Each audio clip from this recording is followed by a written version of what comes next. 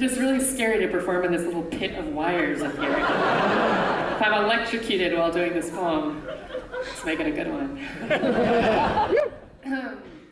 So recently we were all thinking about South Africa after Mandela passed away, and I've been thinking about it still, and so this is a poem about that.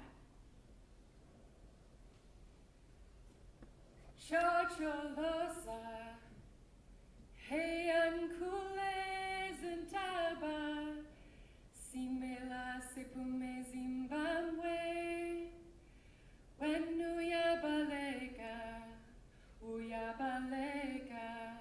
kule zintaba, simela sepume Zimbabwe.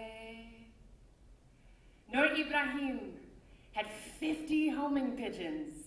He lived in District 6 at the center of Cape Town. Nur Ibrahim lived in District 6 at the center of Cape Town, where there were 12 schools, and Holy Cross Church, and Aspeling Street Mosque, and the Jews on Harrington Street, with the immigrants and the natives, the Indians and the Malayas, the blacks and the coloreds. Nur Ibrahim lived in District 6 at the center of Cape Town, where there was Beckenstadt Bookstore and Parker's Corner Shop, where you could buy paraffin for the stove, fish oil, bull's eyes, and almond rock, where you could walk down to the public bath, pay a tickie, get a 15-minute shower, and find yourself in between the businessmen and the gangsters bathing side by side, right there at the corner of Clifton and Hanover Street. Nur Ibrahim lived in District 6 at the center of Cape Town with 50 pigeons and his family. Now, take a city, Cape Town, divided into 12 districts. One of them, District 6, at 70,000 people over time. Now divide that by the Group Areas Act of 1950, and you wind up with what? I'll give you a hint. It's the same as if you were to divide by race. So you're left with a remainder of one apartheid government and one Declaration of 1966, which stated that from here on out, District 6 would be recognized as a whites-only territory. So, no more Hanover Street with the thick smell of curry from Doubt's Cafe. No more Janger's Groceries or Waynick school uniforms or Maxim's Sweeteries and the sounds of children, laughter, buses, merchants, song. No. After all of that, you are left with only bulldozers, leveled buildings, raised land, broken glass and brick. Not even phantoms will haunt this ghost town, because even their floating figures are not white enough. Nur Ibrahim moved the 10 kilometers to Athlone. He packed up his pigeons in their cages and left District 6 at the center of Cape Town. He left Peninsula Maternity Ward, where dozens of colored babies are born every year, and the soda fountain, where you could sit for hours and watch the women bring their laundry down to the public wash house 3 times a week. He left his house on Caledon Street. Nur Ibrahim left his home on Caledon Street in District 6 at the heart and soul of Cape Town and moved the 10 kilometers to Athlone. And he lived there for weeks, driving sometimes past the empty pit of land where District 6 no longer stood. And the winds blew hard, and they swept through the dust and the dirt and the broken glass until every blade of grass bent beneath the weight of what was no longer there.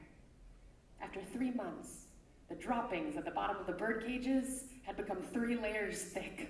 So Nur Ibrahim decided it was time to let the birds fly free so they could learn to fly their way back. And he knew that not all of the pigeons would return that night. And he knew that the next morning, some of those cages might not be as full, but he also knew that sometimes gravity can become a little too comfortable. So that morning, he opened the doors on the cages, and the winds that swept through Cape Town swept through and lifted all 50 pigeons up into the air into a cloud of feathers, as if to say, it does not matter how long we have been kept in cages. It does not matter how strong your gravity is. We were always meant to fly.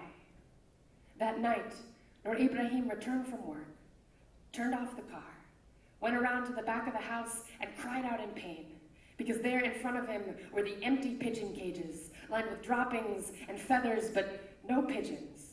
because not a single one of them had returned back to him.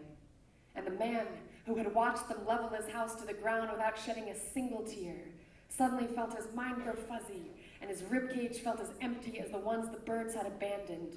So he got back into the car to take a drive and try to clear his mind. And as he drove down the long streets of Capetown, the wheel moved beneath his hands, and he found himself on the abandoned roads of District 6. And as he reached Caledon Street, he slowed to a stop, because there, on the empty plot of land where his house once stood, were pigeons, all 50 of them, sitting amongst the dust and the dirt and the broken glass, looking up at him as if to say, "Where is our home?" South Africa, we sing a song of strength. We go on like a rolling train forever. We never let gravity become too familiar, because we were always meant to fly. Tshotsholoza, hey ankule zintaba, simela sepume Zimbabwe, when uyabaleka, kule zintaba, simela sepume Zimbabwe. Thank you.